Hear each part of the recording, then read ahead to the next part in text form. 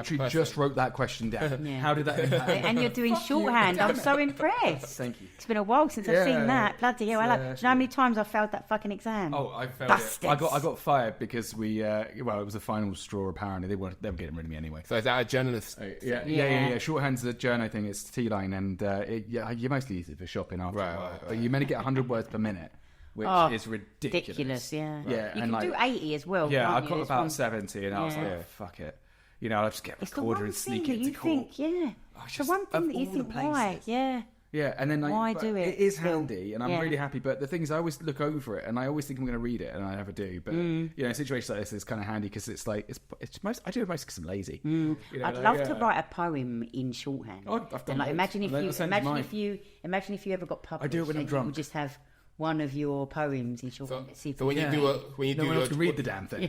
So when you do your journalist qualification, you have to learn about shorthand. It's part of the NCTJ, but I didn't have to. But I did some extra training when I was local because you have to have it to be able to go to court. Because the court system here, they won't let you record anything, which you normally would with like a video recorder. Yeah, and they believe that it's like. Say for instance, you always have to leave your notebooks if you were to ever leave. Yeah, it's legally you would admissible. leave them. In case they ever needed to check back. Yeah, because if you write something in shorthand, it's deemed to be an accurate recording of anything. So, for example, if you were to say I'm going to stab him, and I happen to jot that down, you'd jot it down verbatim. Yeah, you'd have to do it verbatim, and then it would be like, according to these notes, right. Marlon said I'm going to stab him, and then he went and stabbed him. Right. So basically, I can write, but that leaves you open. Well, not you specifically, but it leaves people open because what I could do is I could just sit here, write something down I want you to say, and then if you were to, so it's not as accurate as a dictaphone, Right. No, it's still subject to human perversion, but moving. Interesting logic. So it's tradition, old school. That British establishment profession. It is nice, but it is something that is difficult to learn. Yeah. Oh yeah. Because it's a symboled system, so it's like there's a symbol. You know what? So there's certain common symbols, and then there's a method by, like you'll have a word, and then if it's like love and then lovely, you'd attach something. Like love is that. You know what? You've left your notepad here, and I've showed my wife. I'm like, what the hell if this is left written down? You asked the boy. Up to? You asked the boy like a notepad, like this in season 2. You left it here, and I was just back in the day. And I was just like going. I was just looking at it. Season 2 Les thing. Yeah. Now I'm the new and improved season 3 Les. And I was just looking at it, and I said to my wife, I'm like, what the hell was Les writing? Is it like algebra? What the hell is this? Yeah, it's it's the type of it like that. Yeah, I like the look That's of it. That's good to know. That you're not crazy. I am crazy. You know I'm crazy. That's why I'm here. You invited me to co-host because I'm crazy. I just had a thought going off the point. Go on. Hey. She's been reading stickers. I knew these stickers would pay off. I told you. I just wanted to touch back on the abuse thing because I earlier. So we have really gone off point now. No, but earlier in the year I had such a great opportunity, and this is one thing I really believe in. Like over the years, I read books about law of attraction and manifesting and like universal, like quantum physics and things like that. And I really believe that if you can clear your kind of energy well enough and set very clear intentions, things do come your way. Yeah. And I had found myself performing my If Walls Could Talk poem at this festival for changing the narrative around trauma. Off the back of that, I met 2 people that were running a project called Survivor Voices and Traumascape, and it's about how they change the ecosystem and the narratives around people coming to understand that they're even being abusive, or that they have come from an abusive situation. But where is that often line, people, of course, between being angry? I think that's sometimes people won't even know that they're being abused. I think that's a very good point there, because I don't think a lot of people set out to be abusive or set out to be this person. It's conditioning, especially if you saw your dad do it and then your dad's dad that becomes, and it's part of the cultural terminology that's been said to a woman, or it could be. So sometimes it's complete conditioning, and they don't know that they're just becoming a carbon copy of what their dad was, or their I mean, there must be times when like people catch themselves saying something and be like, shit, that did. They might not have the skill, knowledge So you know, I'm being a bit self-reflective here and that going a bit right. I guess they don't have the backup knowledge, the psychology, the reflection to put it together and go, fuck yeah, I've been wrong there. It's right. So they're out here feeling a bit funny, but they don't have the stuff to back it up. Yeah. And then people stay in the dark. And I guess especially if it's not something that you're smacking your wife around. Because that's quite if it's just something about you, isn't it? Like, when you get physical, and I think that, I think physical is an obvious one. I think everybody can identify that's abusive. But if you're doing other things like what you're saying is abusive, you might not pick up on it. I mean, you could just be particularly mean at times. I think for some people, but then where's that line between abuse, being angry and mean with someone? Sorry, I just have to say, I think I just burped. Hopefully the mic won't pick it up. It will definitely will, but I mean, don't worry. We'll make sure that we ramp it up. Excuse me. Just be like, that'll be your only contribution to the podcast. All this lovely discussion we've been having, we're like, get her soundbite on the trailer. This is going on Instagram, TikTok. We're going to blackmail just like Curly Wordy. We've got a invoice. To be honest, I don't actually edit out much of the podcast. Yeah, it's a shame. Usually I'm the one who says dumb shit. Back to what you were saying. So I was given this great opportunity to me, and I was invited in by this Traumascape. There was 7 of us, different people that had been affected by different types of abuse. Everyone there had been affected by one type of the abuse, and I kind of went along because I'd been a child that had been affected by watching emotional abuse and verbal abuse. And actually it's proven now that you can, there's something called ACEs. I don't know if you know about ACEs. It's the Adverse Childhood Experience Score. I haven't heard of it. No? Offhand. You can look it up, and you basically, sorry, that sounded like you couldn't look it up, but you can look it up basically, and people should, because it's a short survey that you take, and you can work out what your ACE score is, and it's your Adverse Childhood Experience Score.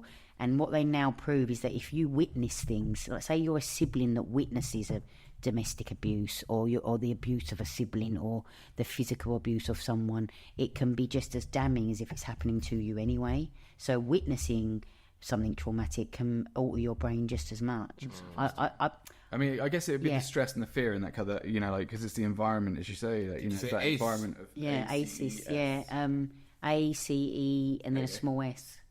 Adverse Childhood Experience Questionnaire for Adults. And I scored quite high on that when I did it. Mine was about 5 or 6, and I was like, and there's a really good book called Childhood Disrupted: How to Change Your, how to understand your biology and your biography and how to heal. Because I went through a phase where I read a lot of books where it was about solution. I knew enough to know that what I'd been through, but I wanted to know actually what are the solution points on how you can make this better. Right. Because it's okay. That idea of, I think a lot of people out there, sometimes there's this idea, this taboo around the word victim. Yeah, but we've all been a victim of something. And in a way, it's almost like... that South Park episode with Harry and Meghan, where it's like they kind of want to turn it into part of a brand almost. Yeah, because it's like, but you're almost, it's ridiculed a bit, and it's tabooed a bit for you. Like, people go, stop being a victim. Sorry to be an American there. Why are you being a victim? That's an interesting... It's also something people capitalise on as well as victimhood concept as well. But, it's very difficult because... there's the genuine article, which is most people have been a victim of something. And it's okay to say I have been a victim of that, and it felt shit, and it made me feel terrible. But and sometimes for a while, people do need to wallow in it. Yeah, absolutely. People want to stamp their feet and get angry, and sometimes it's because they just want someone to say, "Fuck, that must have been really shit." Yeah. And often we don't get that. Often we're not met with that from a parent, right? Yeah. But so when you go to a therapist, all of a sudden you're in this safe space, and I guess what you were saying earlier about men, it's hard because men feel like it's not masculine to be emotional. So to get a man to go to therapy, it's like if you're too emotional or if you're not emotional enough, it's just finding. But I think it's the way society treats you. I know there's a big push for men's mental health, but in terms of society, I don't feel like we're there yet in terms of supporting men. No, I feel like we say it's good to support men through mental health, but when it actually comes down to it, if you get not arrested, actually the case. It's the most sexist environment. You are instantly guilty by association of having a penis and being accused of anything. Yeah, you are right. I think that it's hard to be able to know what you can and can't show of yourself. And I remember when I used to talk to my dad and be like, why did this? Why do you think that you and Mum didn't get on, and I remember he was always. We clearly got on a bit, otherwise you wouldn't be here. Well, exactly, but it's interesting you say that, because I went through life and I never saw what they saw in each other, because all I saw them do was argue. Yeah. And so what you're saying earlier, I know we've gone off the point, but it did affect my relationships for a long time, because it's like I didn't trust. Boys weren't safe to me. I always remember, and again, it might not have just been my parents' scenario, it might have been the birthmark thing as well, but I remember being a teenager, and for some reason, boys just didn't seem safe, cockney boys, because obviously my dad was really cockney as well, yeah. Most people feel that way about companies. Especially my class, They didn't, you know, and it was, and I was really late going into all the birds and the bees, and by the time I did, I can't say I really understood the rules of courting and the rules of the birds and the bees, you know, and I like, I don't know how the hell I've ended up with a girlfriend. So I've had all of the situations I've been in have been really good in their own capacity. They've been learnings, believe me. But there's a point where I don't think I've ever met my match. I've never met an equal. I've never met someone as dynamic as me. And I don't mean that in a big-headed way, but just someone who's got a breadth of skills and. I feel like there was always like this lag, and I was always like trying to fix. A bit smarter sometimes. You feel like that was impacted by your parents' relationship? Yeah, I think that it was impacted in the sense that I never saw examples of real love. And I don't think I never saw my parents hug. I never saw them kiss. I never saw them. I've never seen my parents console each other. But the thing is, they probably were in love at some point. They had to have been, otherwise, I mean, probably. And when my mum met my stepdad, who she was with up until she died, they never remarried. My mum never remarried, but he was like my stepdad. He was much more affectionate. But even then, you'd only really see them hug or have a little smooch. It's probably because you're in front of the kids, kind of thing. It's a bit awkward. Maybe, but you know, my mum was very loving, but she wasn't a big affection giver like that. She herself, you know, and so I think between the pair of them, they'd grown up in a culture. And again, Gabor Mate, not to plug him, but his new book, The Myth of Normal, he talks a lot about. Part of the problem is the toxic culture that people grow up in. So how can you expect your parents to be any different than the culture that taught them? True, and also it's like, you know, 'cause that's conditioned them as well, and therefore it's kind of the way that life is, and that's how one does things. It's a bit like Victorian culture. It's a different time though. But then they had that whole underlying thing of like, you know, like I mean, the Victorians invented BDSM. Pretty much them and the Germans, but like but I mean, like, you know, because you had that whole sort of like, oh, one should court, but then afterwards spanking for everybody. Bravo! You know, like you mentioned earlier though, before we kind of interjected, that was interjected with some spanking. You're so lucky. Like, great. I'm so glad I got my notepad. You said that when you met people and you know, like the whole breadth thing, and then just as we mentioned, you said, you know, like there was always something to fix. Yeah, it felt that way, and I think it's because my mum was a big empath and a big fixer. Yeah, my mum was a fixer of communities. Like my mum always reached out to matriarch. Well, she reached out to like people. I grew up with a lot of people that were lovely, but people had problems. You know, like there was people that were experiencing severe domestic violence on my estate, and some people, there were a couple of people on that estate were definitely drug mules, like gangsters, moles kind of things. You know, my mum was someone, the one credit I give my mum is she always fucking worked. And it was like she always wanted to instill that model to me and my sister, that if you want to have nice things, you've got to work. Right. So both me and my sister had a job. My sister worked in a burger shop and I worked on a market stall, you know. But my mum was a fixer, a rescuer. And I think that when my family started to have some issues, like I look back and there was a big part of me that was the nurturer. I think back to the birds, think back to the worms I was finding. I was a nurturer. I was always with dolls and, you know, and I like the fact that, you know, beforehand we were talking about how she shot them first. No, I'm joking. Yeah. She'd eat them, you know. But so yeah, you're right. I like my self-worth came from feeling like that I had to almost offer a man improvement.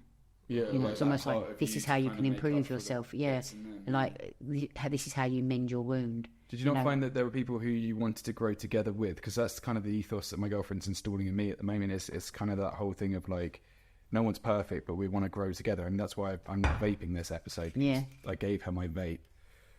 She doesn't like your vaping. Oh God, I am so on edge. Like, I'm not a fan of the vape. no. I'm like, if you're gonna smoke a cigarette, never smoke vaped. smoke a cigarette. Yeah, but like it a man. tastes like shit. Like a man. Like a man. There's new like, it's like, fuck you with purple berry. And it's delicious. What are all these names for these vapes, though? Well, But it's like I see it's people just- queuing up for like My pink favourite- lemonade. Yeah. it's like they feel like it's It's like, oh, it advertised doesn't to taste like kids. yellow lemonade. Oh, so weird. You know, like, yeah. But who gets offended by Right, that? it feels like it's advertised to kids with all kiddie Oh, flavors. definitely, yeah. It's weird. And, like, Very you know, weird. like, I mean- smoke a cigarette or Yeah. don't smoke. Well, yeah, because that's the whole thing with smoking is that if you smoke a cigarette, it tastes like shit, but you're in it for the habit. It's, Yeah. it's a hardcore habit. Yeah. You know, but when if you're Yeah, I've smoking, never like, vaped actually. Like vape, it's too easy. I It's don't like too the easy. vape. It doesn't feel right. Yeah, because like I mean, Yeah, it's interesting. Yeah. You're probably right. It doesn't feel right in terms of the the inhalation. Yeah, yeah. throat. I mean, I've I got don't like like it at little all. like nicotine tablets there, and that's how I'm I'd trying to rather kind not of wean smoke myself. than smoke a vape. yeah. The vape thing, I mean, I kind of enjoyed it. I'm No, just gonna Did say, you smoke cigarettes beforehand? yeah. I mean, I went through a very stressful period, and then my cigarettes. I used to smoke maybe 5 a day. No, 5 a day, sorry, 5 a week. But now he's then it like was he's constantly puffing on the vape. Yeah, like, it was like like the a third pacifier. lung. It's like, It was like like a a dummy third in his lung. mouth. It's It just was unreal. Constantly puffing and puffing. And like, it's is at that night? is that better for you? I no, don't think it's so. like when you're doing it at night, and like you know, like I'd have a You're doing it at times you would not smoke a cigarette. So Yeah. why are you doing and I'd be it? sitting there, but the worst one would be like I'd be in bed, and you know my girlfriend goes to sleep earlier than I do, and she'd like wake up to me, and, yeah, at like at 1 a.m, and it's like, what am I doing to my body?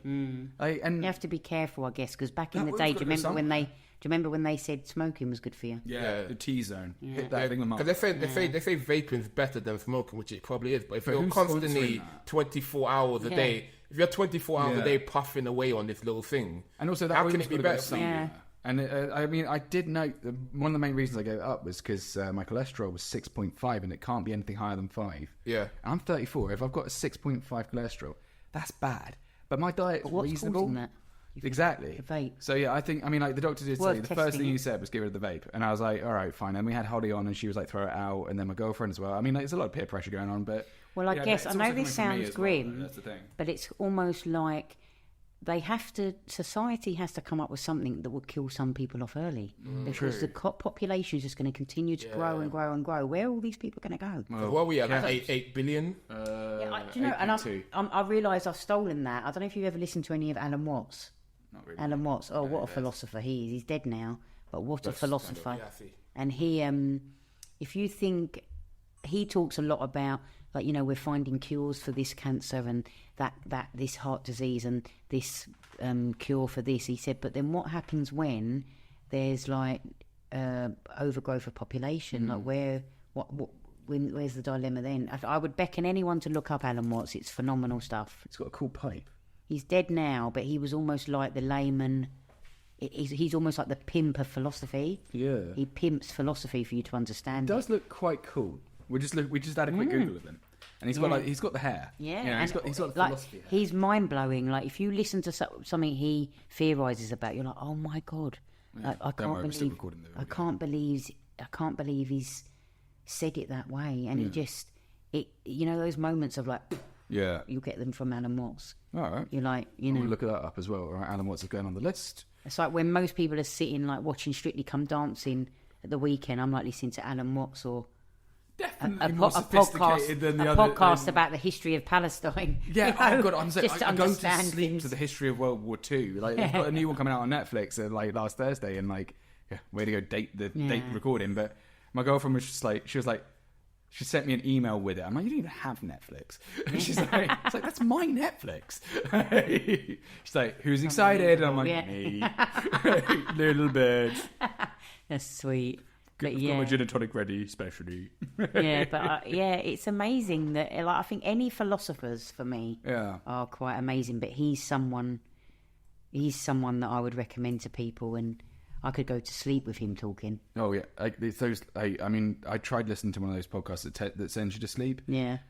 It irritated the shit out of me. I couldn't do it. I mean, I Oh think God, that they something send me like to that sleep in like 5 minutes. Have you ever listened to Calm? Yeah, That app? Oh my God, I don't know, I'm off. She was like, try it now, and I'm always a bit skeptical about these things. I'm always a bit like, because, ADHD, I'm just like bouncy, especially at night. At night time, that's when I'm awake. Like all morning, sluggish as shit. Like 4 a.m, fuck yeah, let's go. 2 a.m, why now? Like I'm one of those people. It's not even overthinking. Sometimes it's just sitting there going, yeah. Like anyway, the point is that like we tried one of those. I think he made a grammatical error in what he was saying or something like that, or he mispronounced something. And you're like, ding. I was like, oh fuck no. I was like sitting there, I was looking across and she just conks, and I'm like, have you heard this bullshit? So that's it. I'm writing a letter. That's like, yeah.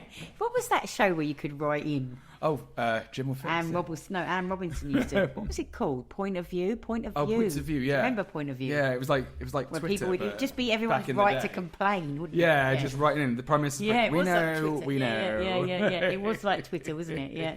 It was like the modern day Twitter when people would just complain. Oh, you can't beat TV from the 80s though. There's that charm to it. It's that innocence almost. And stupid, borderline, I think. Yeah. And there's still stuff out there that I think is too sexualized for young teenagers, and it just shouldn't be available. Yeah. But it's like there's so much kind of freedom on the internet. It's scary. Yeah, they say with porn, the impact that has on your brain as a young person. Oh yeah. And even these young people are not going out meeting like people anymore. They're just on the internet. Yeah, just watching. Getting the wrong idea of what relationships are. I think part of that is though that like it's almost like kind of ordering food in, but sex and getting sex when you're like. As a teenager, I mean, that was hard work. But you have to spend money on them. You have to go and meet people, and you're taught improve yourself a lot. And also, I guess because you're male and I'm female, there's a different perspective there, isn't there? Perspective versus the emotion. Well, I never came into contact with any of that stuff, and I was very, like I said, late to the game with Birds and the Bees, and I was, in a way, like journalism, when I got into it was almost like I got married to it. Yeah. It almost became the thing that gave me pleasure. It's the tick. And I think because I can't put it all on my parents, but because I didn't see a happy example of a loving relationship, I don't think I craved relationship. You hear some stories, element, isn't it? And if you're not sure what that looks like, and someone comes up to you, where some people crave it to a point where they're over needy, or not over needy. That's the wrong word because I think people need negative word. Need. I know exactly. As in, like they're overbearing. They almost seek it out. I need it. I went the opposite way, and I was like, don't need any of that. Yeah, I was exactly the same as well. I don't have a memory of my parents being together, so I know how that feels going into your adulthood. Now going into relationships and not having that experience, not having that blueprint, and I don't know. And then a separation between church and state, so to speak, because it's like what happened behind closed doors was closed doors, and I think our parents, they're loving, but my mum hugs a lot. My dad's quite, I wouldn't say he was affectionate, but you see videos of me as a kid, he's playing with me all the time, and I think we had a very healthy childhood. The idea of, as far as I'm concerned, my brother and I are immaculate conceptions. That's it. I don't want to think about it. I don't want to know about it. You never walked in on your parents. I've never. If I have, then I've repressed that one really well. I hope. I know that they would have had a sex life, obviously, because hello. But equally, and they're still in a happy marriage, so something's got. That's a weird question, that, isn't it? Even one time, I remember my mum whispering something dirty in my dad's ear on his birthday. He was like, "So what's my other present?" And mum goes, "Who?" And whispers in his ear, and we don't know what she said. But my brother and I looked at each other, and I think the childhood memory burned in there. And my dad just started smiling like a fucking teenager. And I think at that point, I think I black out at that point. It's just like, but so obviously it's nice that they're flirting and that they're affectionate and stuff, and it's nice objectively. But as a son, fuck no. Like just. I guess that can be weird, can't it? It's beyond. It's.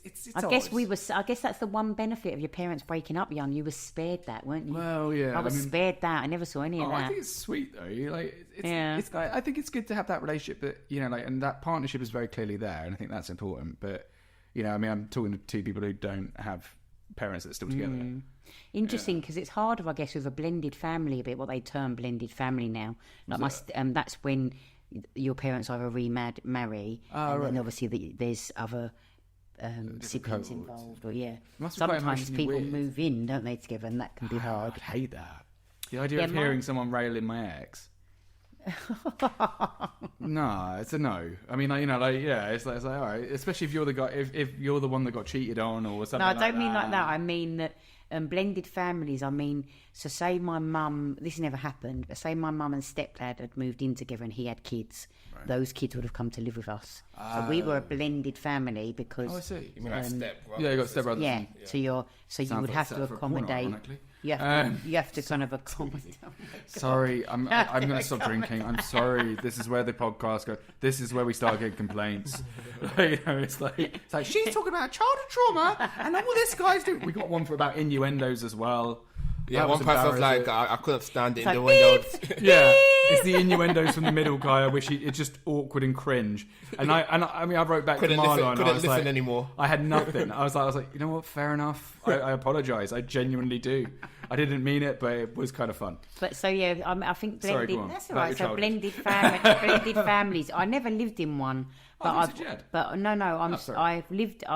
my stepdad and mum moved in together when I'd left for uni, so I'd never. Because interestingly, like going to uni for me was like, and I loved my mum, I did, but my sister, without going into details, because that's her story, she had like early mental health struggles, and again, I think in ways where I suspect me and my sister could potentially both be neurodivergent, but. Yeah, no, not at all. In what way? So what do you think you have and what do you think your sister has? Again, it's not really my place to say with my sister, but we've had conversations recently where we both can identify with aspects of ADHD. My sister we both have hyperactivity of the mind in the sense that when I'm really in the thick of that, I'll have notepads everywhere with stuff written on it. Like I went through a phase where if I was coming up with poetry ideas, I'd write on the back of a receipt. Right. No, I did that. I used to do that. Yeah. My sister had hyperactivity of the mind where she suffered from going through life. She suffered from quite high functioning anxiety, so she would get health anxiety and stuff like that. And so when that played its part, the hyperactivity meant it never switched off. And we both have traits of inattentiveness where, like, I'm worse. I can just. And what I notice about myself is often listen to people, I don't always get eye contact. I do. I'm an eye contact person, but if I'm really enjoying, like there was a point where I used to go and watch Q&As when I was a journalist. I used to enjoy watching people being interviewed, and I went to the BFI. It's a good part of the training. Yeah. I used to go to the BFI a lot, and I used to watch Barry Norman interview people, and I used to enjoy watching. Just interesting, like I remember watching Don Cullen, the photographer, Don McCullen, being interviewed. Just really interesting people, and I'd often look away and just listen, because sometimes looking and listening was never like because it's like two things to focus on, and like you find yourself distracted by something. But then over the years, people would then think I was being rude. No.